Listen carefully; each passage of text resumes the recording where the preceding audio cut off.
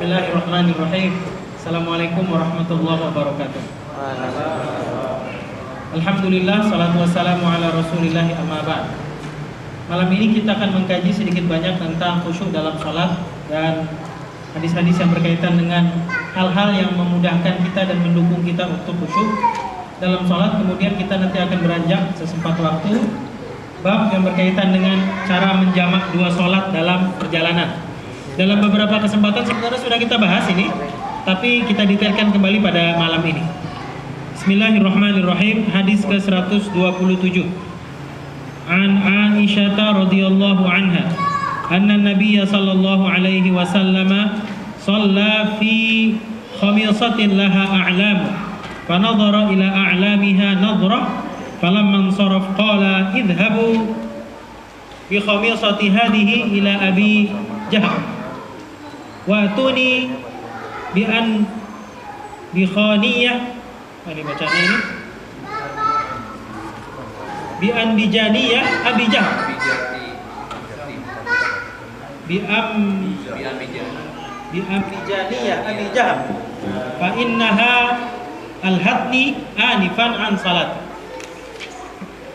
Dari Aisyah radhiyallahu anha, Nabi sallallahu alaihi wasallam diriwayatkan pernah salat dengan mengenakan pakaian yang bergaris warna-warni. Beliau melihat sekilas ke pakaiannya yang bergaris warna-warni itu. Jadi ketika sholat, baju yang dipakai berwarna-warni ada garis-garisnya terlihat sama Nabi, dan itu mengganggu kekhusyuan beliau. Selesai sholat, beliau bersabda, bawalah pakaian ini kepada Abu Jaham dan bawalah ke sini pakaian polos milik Abu Jaham, karena baru saja pakaian ini membuatku lalai terhadap sholat. Oke. Ini berarti larangan kita sholat. Ini diceritakan sholat yang terganggu gara-gara baju yang ada garis-garisnya itu loh. Baju kita ini rata-rata garis-garisnya. Ini gimana nih masalahnya? Jadi para ulama kemudian memberikan kesimpulan, jika itu menyebabkan sesuatu sholat kita jadi terganggu, maka terlarang. Tapi jika hal itu merupakan sesuatu yang sudah biasa ya, orang nggak akan lihat ke bajunya Pak Budi sekarang. Apalagi itu baju lurik-lurik, baju batik ya, malah lebih dari garis-garis itu, lurik gambar sana gambar sini. Kalau kata para ulama, ini catatan ya terkait hadis ini. Jika ada sesuatu garis-garis yang orang tidak merasa terganggu lagi karena lumrah dipakai, maka itu boleh untuk dikenakan di dalam sholat dan tidak masuk dalam kategori larangan sebagaimana yang ada dalam hadis Rasulullah SAW. Kemudian yang berikutnya, para ulama sepakat jika pakaian yang dipakai itu mengandung gambar makhluk hidup. Kalau musim kampanye biasanya ada normal Pak, makhluk-makhluk hidup nempel di baju itu ya, sini dan seterusnya gitu, dengan angka-angka tangan dan seterusnya. Boleh, nggak ada yang bolehkan, satu pun nggak ada. Jangan dipakai baju-baju seperti itu. Sekarang rata-rata saya lihat sudah paham kita, kecuali memang orang-orang yang jauh dari rahmat Allah Subhanahu wa Ta'ala. Orang awam. Orang awam. Oke. Jadi kadang-kadang anak kecil, lihat sekarang nih, motif-motif jilbab anak-anak kecil kalau dipakai sholat, atau motif-motif Disneyland kan ya. Baju ada gambar apa namanya? Pangeran Princess, nah apalah gambar-gambar itu, bebek dan seterusnya. Boleh nggak itu? Nggak boleh juga, sama aja. Karena itu terus terang mengganggu orang dalam sholat. Kalau mau sholat pakainya yang polos-polos sebenarnya. Dan ini sudah standar semua, hatta beliau ini. Insya Allah nggak ada masalah. Gitu. Tadi catatan yang pertama tadi ya, tukang kamera nanti nggak nongol kalau sedikit nggak boleh. Boleh, aman Mas Robi. Belakangnya nggak aman. Belakangnya nggak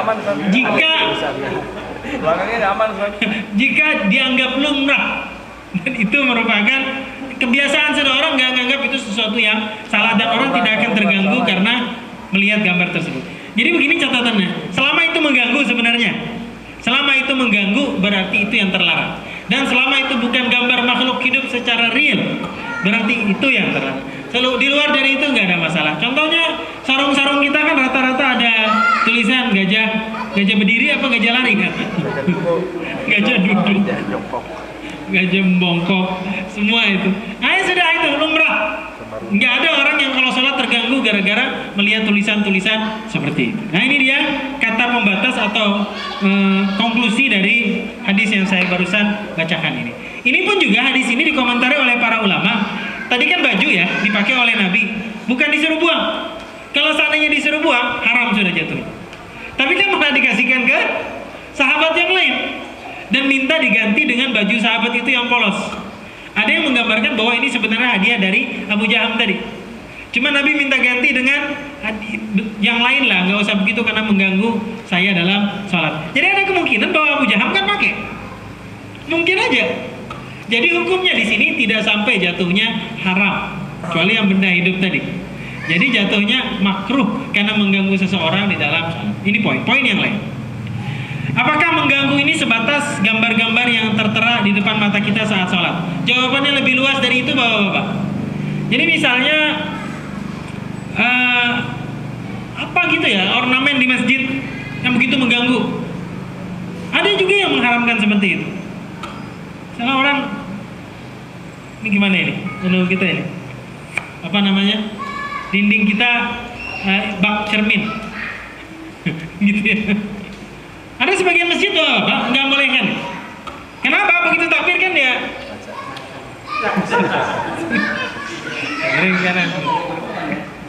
Oke. Kalau sudah kadang terbuat Ustaz, dananya nggak ada lagi untuk nama abdolnya enggak. Tapi kita harus real juga ya. Ini kan masalahnya sudah terbangun dan mahal. Apa? Jaga pandangan sudah. Jadi begitu takbir langsung lihat. Matanya pecicilan. Kenapa Pak? Matanya pecicilan. Apapun yang mengganggu sebenarnya terlarang.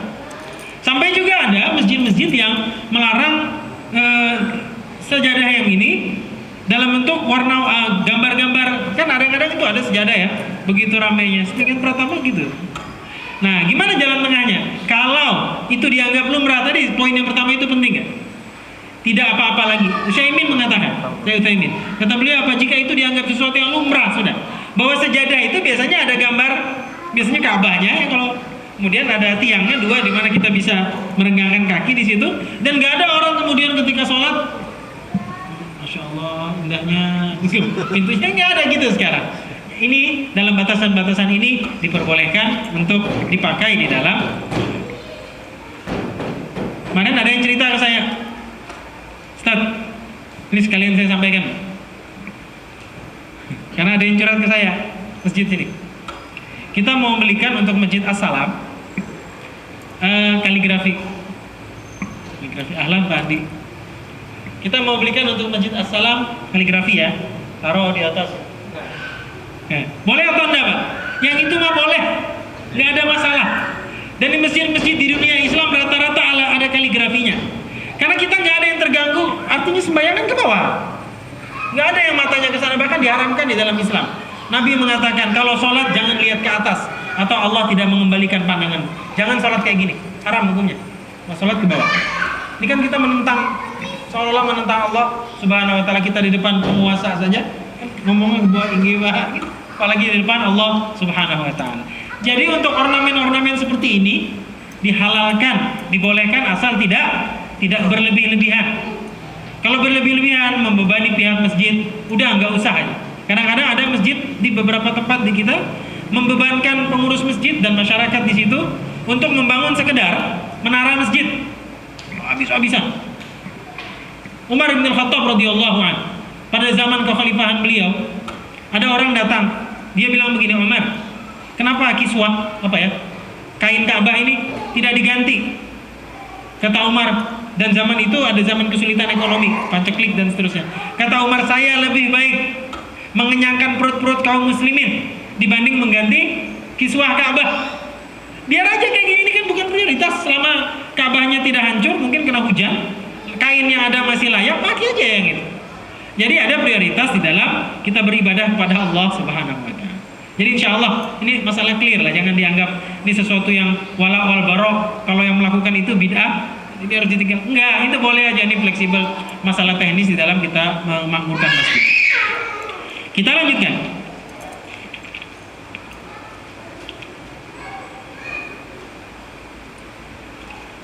Menjamak dua sholat dalam perjalanan. Oke, ini penting. Jamak artinya mengumpulkan sholat-sholat yang bisa dijamak. Dan itu terdiri dari maghrib ke isya, isya ke maghrib, atau zuhur ke asar, atau asar ke zuhur. Itu aja dia bisa. Ini disebut dengan jamak. Qasar adalah menjadikan sholat-sholat yang tadi yang saya sebut tadi, maghrib digabung misalnya di jamak di waktu isya, dan isyanya itu dilakukan dengan 2 rakaat. Itu namanya mengqasar. Jadi yang bisa adalah sholat isya, kemudian sholat zuhur, kemudian sholat asar. Dia yang 4 rakaat saja. Ini disebut dengan sholat qasar. Kalau sholat maghrib nggak bisa di qasar, tapi bisa di jamak. Oke ya. Jadi jamak bukan qasar, qasar bukan jamak, tapi boleh dilakukan bersama-sama. Jadi kalau mau mengqasar boleh menjamak, tapi menjamak belum tentu boleh mengqasar. Ini pelajaran yang lama-lama sudah. Tapi karena ada hadis lagi yang menyinggung masalah mengqasar sholat, kita ulang kembali. Baik, saya ulang ya poinnya tadi. Jadi setiap yang bisa diqasar bisa dijamak, tapi tidak setiap yang bisa dijamak boleh diqasar. Kenapa? Karena sholat yang boleh diqasar hanya sholat yang dilakukan dalam keadaan safar. Itu satu-satunya Pak. Saya ulang. Memendekkan sholat. Sholat zuhur 2 rakaat, asar 2 rakaat, isya 2 rakaat. Jadi pendek kan? Itu namanya qasar. Itu boleh dilakukan kalau safar saja. Kita di perjalanan sudah. Sini ke Samarinda. Masih di Balikpapan nggak boleh? Harus di Samarinda. Masih di Balikpapan boleh, tapi kalau sudah Surabaya boleh. Belum berangkat nggak boleh. Dalilnya mana? Allah yang berfirman, wa idza darabtum fil ardi fala junaha 'alaikum an taqsuru minas shalah. Kalau kamu melakukan perjalanan, jadi sudah di perjalanan, maka enggak apa-apa bagi kamu untuk mengqasar salatnya. Di dalilnya clear. Karena itu enggak boleh kita mengqasar salat dalam keadaan tidak safar. Kalau menjamak salat, mengumpulkan salat yang tadi ya, maghrib tambahannya di waktu baik jamak takdim atau jamak takhir, ini dibolehkan bapak-bapak hatta tidak dalam keadaan safar. Dalam kitab Sahihain disebutkan adalah Nabi pernah menjamak salat bukan karena hujan, bukan karena sakit, dan bukan karena safar. Boleh. Jadi misalnya begini bapak-bapak, karena sakit misalnya, sakitnya itu susah berwudu kalau kena air misalnya, atau kadang-kadang siuman, kadang-kadang enggak, atau karena urusan tertentu memang darurat betul Pak. Jadi ulama memberi batasan betul-betul karena darurat. Imam Malik malah nggak suka orang muda-muda menjamak ini. Kata beliau apa? Kalau dimudah-mudahkan pada milik darurat terus orang nanti. Jadi sedikit-sedikit jamak, sedikit-sedikit jamak. Padahal untuk bertanya ini sahkah saya menjamak, itu jangan tanya diri kita pribadi. Saya nambahkan bapak-bapak, kalau untuk masalah-masalah yang darurat jangan nanya kita, tanya ulama. Sebab kalau kita sendiri yang mengatakan darurat terus lah. Ini darurat, ini darurat. Lama-lama tidak menunaikan sholat pada waktunya. Rata-rata kita jamak. Jadi saya ulang sekali lagi, untuk jamak sholat sebaiknya dilakukan di saat-saat darurat betul. Selain itu sholatlah tepat waktu, sebagaimana firman Allah, innas sholata kanat 'alal mu'minina kitaban mawquta. Sesungguhnya sholat telah ditentukan oleh Allah bagi orang-orang yang beriman pada waktu-waktu yang telah ditentukan. Baik, ini poin yang pertama terkait dengan masalah menjamak salat. Yang sering muncul di masyarakat kita, ini yang temanya saya akan bawakan pada malam ini. Berapa sih sebenarnya? Nih ya, berapa lama saya boleh mengqasar salat alias menjamak? Karena kalau qasar boleh jamak Pak, tapi kalau jamak nggak boleh qasar. Belum tentu boleh qasar maksud saya. Jadi kalau qasar ya qasar saja, jamak saja. Tapi qasar boleh menjamak, karena kan dia safar ya. Berapa lama ya? Misalnya begini, ada bapak-bapak tugas perjalanan dinas sampai 2 minggu ya, atau kalau training bisa 1 bulan. Oke. Bolehkah dia mengqasar?